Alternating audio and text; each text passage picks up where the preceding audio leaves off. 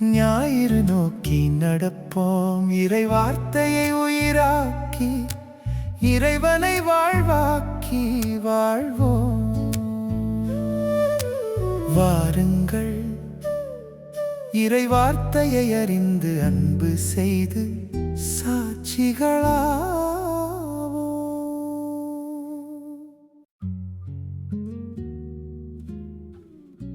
ஆவியில் பிறந்து அன்பில் இணைந்து இயேசுவை புகழ்ந்திடுவோம். அனைவரும் கூடி ஓர் குலமாக இயேசுவில் மகிழ்ந்திடுவோம். இயேசுவை புகழ்ந்திடுவோம், இன்று இயேசுவில் மகிழ்ந்திடுவோம். இயேசுவே ஆண்டவர் என்று முழங்கி சாட்சியாய் வாழ்ந்திடுவோம். இயேசுவே ஆண்டவர் என்று முழங்கி சாட்சியாய் வாழ்ந்திடுவோம். துன்பம் வந்தாலும் இன்பம் வந்தாலும் இயேசுவை புகழ்ந்திடுவோம். சோதனைகளிலும் வேதனைகளிலும் இயேசுவில் மகிழ்ந்திடுவோம். இயேசுவை புகழ்ந்திடுவோம், இன்று இயேசுவில் மகிழ்ந்திடுவோம்.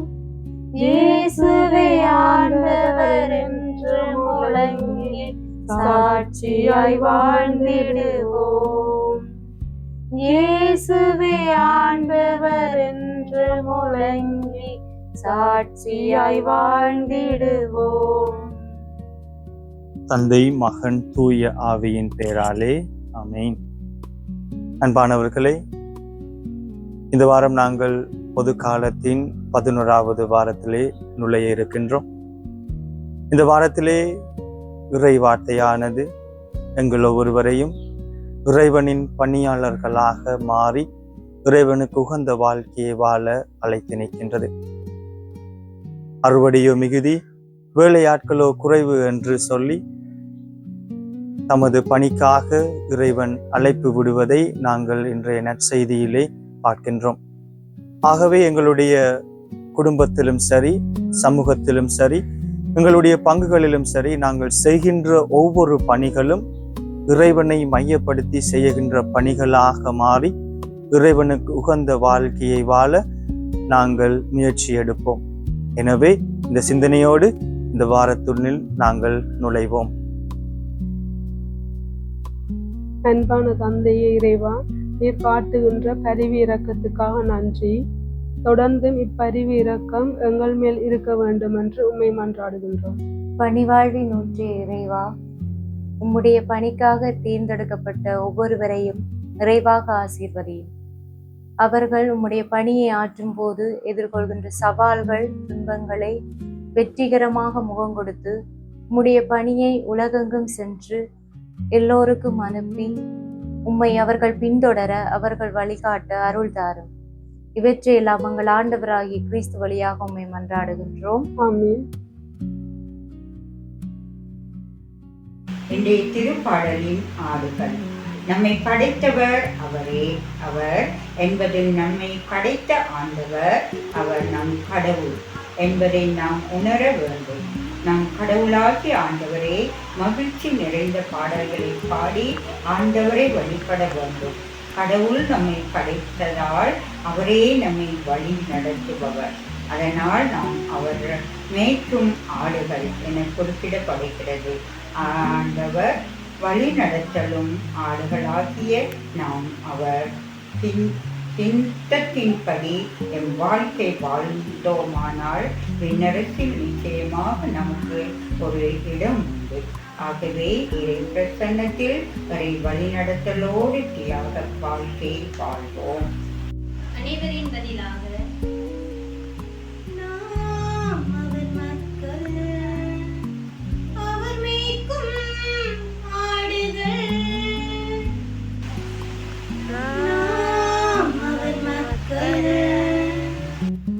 அவர் மேய்க்கும் ஆடுகள்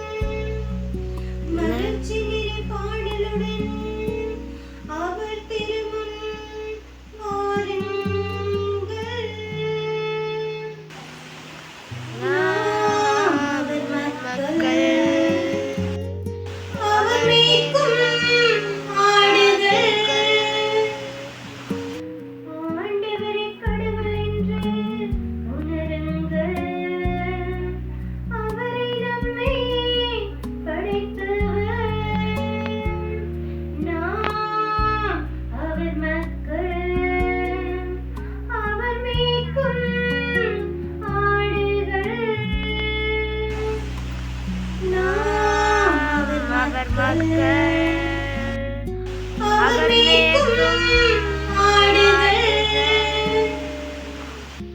ஏனெனில் ஆண்டவர் நல்லவர், என்றும் உள்ளது அவர் தம் பேரன்பு,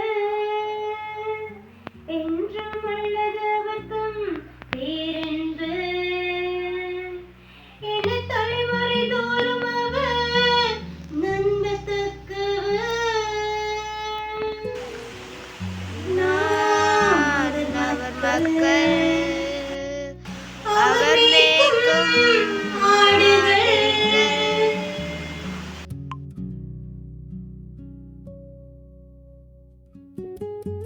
மத்தேயு எழுதிய தூய நற்செய்தியிலிருந்து வாசகம். அதிகாரம் 9, இறை வசனங்கள் 36, 10ஆம் அதிகாரம் 8ஆம் வசனம் வரை. திரண்டு இருந்த மக்களை அவர் கண்டபோது அவர்கள் மேல் பரிவு கொண்டார். அவர்கள் ஆயரில்லா ஆடுகளைப் போல அலக்களிக்கப்பட்டு சோர்ந்து காணப்பட்டார்கள்.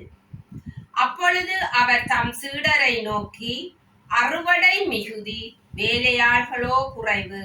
ஆகையால் தேவையான வேலையாள்களை தமது அறுவடைக்கு அனுப்பும்படி அறுவடையின் உரிமையாளரிடம் மன்றாடுங்கள் என்றார். இயேசு தம் சீடர் 12 தம்மிடம் வரவழைத்தார். தீய ஆவிகளை ஓட்டவும் நோய் நொடிகளை குணமாக்கவும் அவர்களுக்கு அதிகாரம் அளித்தார். அத்திருத்தூதர் 12 பெயர்கள் பின்வருமாறு: முதலாவது பேதுரு என்னும் சீமோன், அடுத்து அவருடைய சகோதரர் அந்திரேயா, செபதேயுவின் மகன் யாக்கோப்பு, அவருடைய சகோதரர் யோவான், பிலிப்பு, பார்த்தலமேயு, தோமா, வரி தண்டுபவரான மத்தேயு, அல்பேயுவின் மகன் யாக்கோப்பு, ததேயு, தீவிரவாதியா இருந்த சீமோன், இயேசுவை காட்டிக் கொடுத்த யூதாசு இஸ்கரியோத்து. இயேசு இந்த 12 அனுப்பிய போது அவர்களுக்கு அறிவுரையாக கூறியது: பிற இனத்தாரின் எப்பகுதிக்கும் செல்ல வேண்டாம், சமாரியாவின் நகரெதிலும் நுழைய வேண்டாம். மாறாக வழி தவறி போன ஆடுகளான இஸ்ரேல் மக்களிடையே செல்லுங்கள்.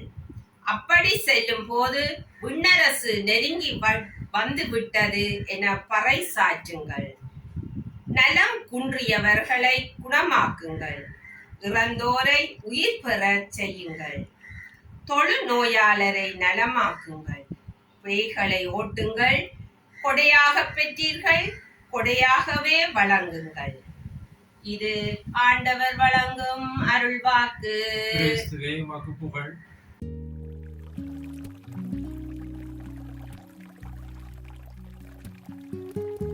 கிறிஸ்துவுக்குள் பிரியமான சகோதர சகோதரிகளே, இன்றைய நற்செய்தி புனித மத்தேயுவின் நற்செய்தி நூலிலிருந்து எடுக்கப்படுகிறது. நற்செய்தியின் முற்பகுதியிலே இயேசு நகரங்கள் சிற்றூர்கள் வழியாக சென்று நற்செய்தியை போதித்தும் நோய் நொடிகளையும் குணமாக்கினார் என்று குறிப்பிடப்படுகின்றது. பின்னர் இயேசு வரும் வழியில் பெரும் திரளான மக்களை கண்டபோது அவர்கள் மேய்ப்பன் இல்லாத ஆடுகளாய் அலக்களிக்கப்பட்டு சோர்ந்தும் ஆன்மீக வழிகாட்டுதலின்றியும் காணப்பட்டதனால் இயேசு அவர்கள் மேல் பரிவு கொள்கின்றார். மக்களின் நிலையை கருத்தில் கொண்டு இயேசு தம் சீடர்களை நோக்கி கூறுகின்றார்: அறுவடையோ மிகுதி, வேலையாட்களோ குறைவு.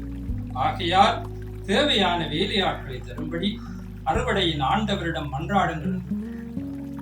இக்கூட்டானது அன்றைய கால ஆன்மீக தேவையையும் சமூக தேவையையும் உணர்த்துகிறது. இறைவன் இஸ்ராயல் மக்கள் 12 கோத்திரத்தின் ஊடாக வழிநடத்தி வந்தார். மேலும் தம் பணிகளை விரிவுபடுத்த 12 சீடர்களை தேர்ந்தெடுத்து அவர்களுக்கு தீய ஆவிகளை ஒட்டவும் நோய் நொடிகளை நீக்கவும் அவர்களுக்கு அதிகாரம் அளிக்கின்றார். இயேசு சீடர்களை பணிக்கு அனுப்பும் பொழுது அவர்களுக்கு கூறிய அறிவுரையார்: வழிதவறி போன ஆடுகளான இஸ்ராயல் மக்களிடம் செல்லுங்கள் எனவும் விண்ணரசு நெருங்கி வந்துவிட்டது என்றும் பறைசாற்றுங்கள் என்று கூறுகின்றார். மேலும் நீங்கள் கொடையாக பெற்றவற்றை கொடையாகவே வழங்குகள் என்றும் படிக்கின்றார். நற்செய்தியினூடாக இயேசு தன்னை சுற்றி திரண்ட மக்கள் மீது கொண்ட பரிவு அவர்கள் இறை நம்பிக்கையில் ஊட்டம் பெற வேண்டும், அவர்களின் துன்பங்கள் நோய்கள் நீங்க வேண்டும் என மனமுருகின்றார். தமது 12 சீடர்களையும் அழைத்து கடவுளின் அதிகாரத்தை வழங்கியும் ஆலோசனைகளை வழங்கியும் தம்மை பின்பற்றுபவர்களுக்கு முனைப்புடன் பணி செய்ய வேண்டும் எனவும் பணிக்கின்றார். மேலும் அறுவடை மிகுதி வேலையாட்களோ குறைவு என்ற இயேசுவின் வார்த்தையானது அன்றைய காலத்தில் இஸ்ராயல் மக்களை வழிநடத்துவதற்கு சீடர்களை அழைப்பதற்கும் இறைவனியாற்ற அனைவரும் முன்வர வேண்டும் என்பதையும் விளக்குகின்றன. இந்நற்செய்தியானது வழிதவறி போன ஆடுகளான இஸ்ராயல் மக்களை வழிநடத்த சீடர்களை தேர்ந்தெடுத்து அவர்களை நல்வழிப்படுத்தி பாதுகாத்து வந்தார் என்பதையும் வெளிப்படுத்துவதாக அமைகின்றது. இன்றைய நற்செய்தி எனக்கும் என் குடும்பத்திற்கும் எவற்றை வெளிப்படுத்துகிறது என்பதை நோக்கினால், இயேசு தன்னை சுற்றி திரண்ட மக்களை கண்டு அவர்கள் ஆயன் இல்லா ஆடுகளாய் அலைக்கழிக்கப்படுகின்றதை காண்கின்றார்.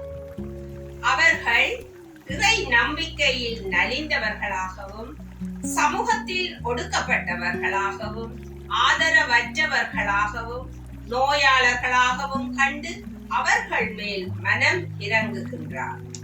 அதேபோல் நானும் சமூகத்தில் இறை நம்பிக்கையில் நலிந்தவர்களையும் சமூகத்தில் ஒடுக்கப்பட்டவர்களையும் ஆதரவற்றவர்களையும் கண்டு அவர்கள் மேல் மனமிறங்கவும் அவர்களை அன்பு செய்து மதிப்பளித்து வாழ அழைக்கப்படுகின்றேன். இயேசு சமூகத்தில் பல்வேறு நிலைகளில் இருந்தவர்களையும் சீடர்களையும் அழைக்கின்றார். அதேபோல் என்னையும் என் குடும்பத்தில் உள்ளவர்களையும் அழைக்கின்றார். தூய ஆவியாரின் வரங்களும் கொடைகளும் நிறைவாக எனக்கு என் குடும்பத்தவர்களுக்கும் அருள் அடையாளங்கள் மூலமாக பொழியப்பட்டுள்ளது.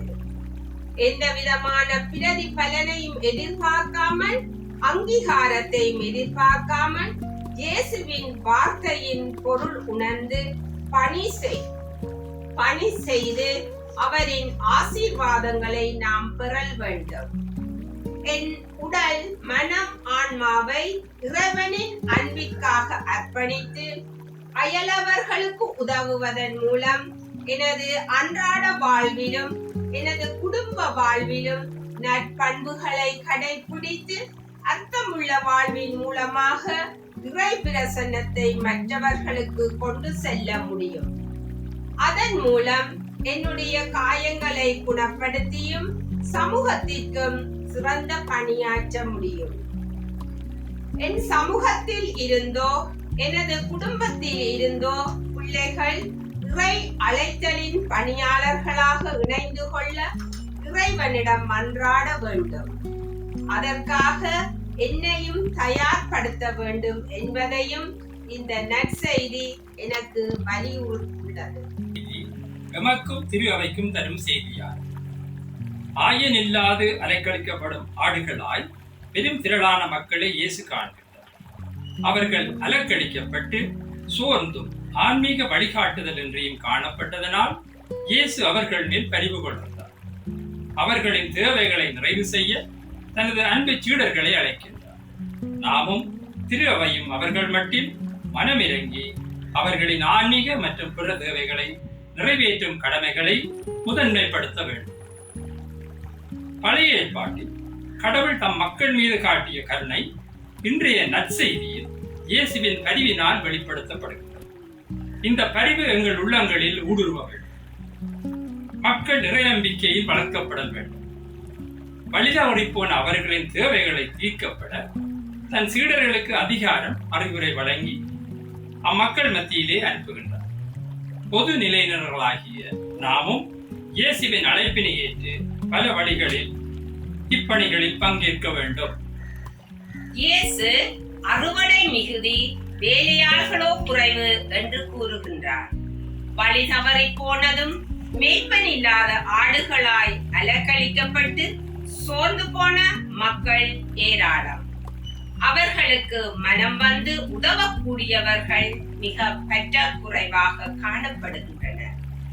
இந்த நிலையில் ஒவ்வொரு மறை மாவட்டத்திலும் இருந்து ஒரு வருடத்தில் குறைந்தது ஒரு அருட்பணியாளர் மற்றும் ஒரு அருட் சகோதரியை உருவாக்குவதற்கு பங்கு மக்களுக்கும் திரு அவையும் முயற்சி எடுக்க வேண்டும். அத்தோடு இறை அழைத்தல் பெருக நாம் அனைவரும் ஆண்டவரை மன்றாட வேண்டும். கொடையாக பெற்றீர்கள், கொடையாகவே வழங்குங்கள் என்ற அறிவுரை எமக்கு இறைவனால் அருளப்பட்டுள்ளது. எனவே எமது ஆற்றல்கள், திறமைகள், படிப்பு, பட்டம், பதவி போன்றவற்றையும் எமக்கு அடுத்திருப்பவரிடம், அதாவது தேவையில் இருப்போருக்கு பகிர்ந்து வாழும் எண்ணம் கொண்டவர்களாக நாம் அனைவரும் வாழ வேண்டும். பொது குருத்துவத்தில் பங்கு பெற்றும் பொது நிலையினராகிய நாங்கள் இறை நம்பிக்கையை ஊக்கப்படுத்தவும் மேற்கு படிச்சபை, பொது நிலையினர் கழகங்கள், பக்தி சபைகள், கிறிஸ்தவ ஒன்றியங்கள், சமூக அமைப்புகள் ஊடாக நலிந்தவர்களுக்கு உதவவும் இறை அழைத்தல் பெருக அயராது உழைக்கவும் வேண்டும். அன்பின் ஆண்டவரே, உம் சாயலாக எம்மை படைத்து எமக்கு நல்லதொரு குடும்பத்தை தந்தருளீர் ஐயா. உமக்கு நன்றி கூறுகின்றோம். எம்மை எல்லாவித நோய் நொடிகள் ஆபத்துகளில் இருந்தும் பாதுகாத்து பராமரித்து உமது அருளையும் பாதுகாப்பையும் எமக்கு தினந்தோறும் அருளும் உம் கிருபைக்காக நன்றி கூறுகின்றோம். அன்பின் தகப்பனே, எமக்கு தேவையான அன்றாட உணவை தந்து எம்மை அனுதினமும் போஷிக்கின்ற கிருபைக்காக உமக்கு நன்றி கூறுகின்றோம். நாம் வெளியில் செல்லும் போதும் வீட்டிற்கு மீண்டும் திரும்பி வரும் போதும் சாலையில் எவ்வித விபத்துகளும் நேரிடாதவாறு உம் தூதர்களை கொண்டு எம்மை அனுதினமும் பாதுகாப்பதற்காக நன்றி தகப்பனே. எம் வாழ்நாட்களில் நீர் அருளிய அனைத்து ஆசீர்வாதங்களுக்காகவும் நன்றி கூறுவதுடன் என்றும் எல்லா காரியங்களிலும் உமக்கு நன்றியுள்ள பிள்ளைகளாக வாழ வரமருளும். ஆமென். மரியாயே எங்கள் நல்ல தாயாரே, இந்த ராத்திரியிலே எங்களை சரி மரணத்திலும் சாவான பாவத்திலும் இருந்தும் காத்து கொள்ளும். மரியாயே எங்கள் நல்ல தாயாரே, இந்த ராத்திரியிலே எங்களை சரி மரணத்திலும் சாவான பாவத்திலும் இருந்தும் காத்து கொள்ளும். மரியாயே எங்கள் நல்ல தாயாரே, இந்த ராத்திரியிலே எங்களை சரி மரணத்திலும் சாவான பாவத்திலும் இருந்தும் காத்து கொள்ளும். இந்த வாரம் முழுவதும் ஆண்டவரின் ஆசீர் உங்களோடு இருப்பதாக. ஆண்டவர் உங்களோடு இருப்பாராக, ஆன்மாவோடும் இருப்பாராக. எல்லாம் வல்ல இறைவன் தந்தை, மகன், தூய ஆவியின் உங்களை நிறைவாக ஆசீர்வதிப்பாராக. ஆமென்.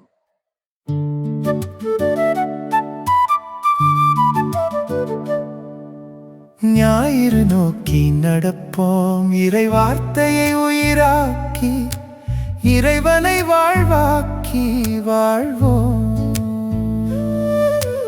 வாருங்கள், இறை வார்த்தையை அறிந்து அன்பு செய்து சாட்சிகளா